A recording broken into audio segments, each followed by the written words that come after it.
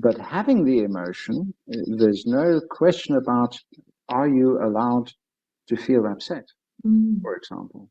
Yeah.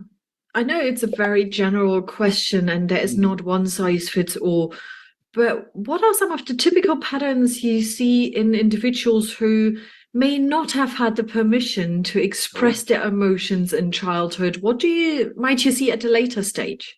Well, I think it's not only with people who weren't allowed to express their emotions, but generally we have been brought up in our Western society with this why question always in the background.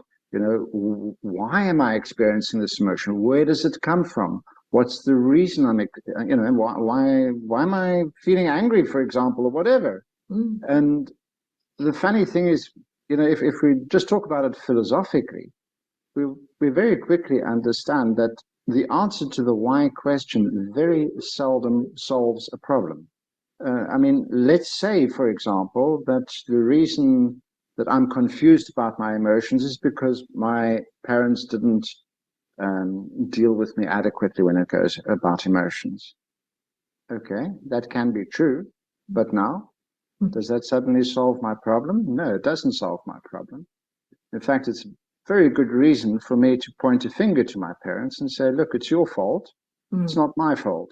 So therefore, just deal with me as I am, which to me is also not a healthy attitude.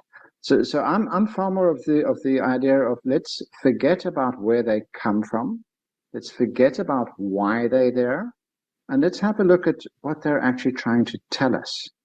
You're experiencing an emotion, as far as I'm concerned, in order that you understand what in my environment is important, needs my attention, and what my needs are. And these emotions are actually trying to nudge us to go and look for what are our needs and how is the best way I can fulfill that need. Love that. Emotions as intel to understand our needs and act upon them. Sure.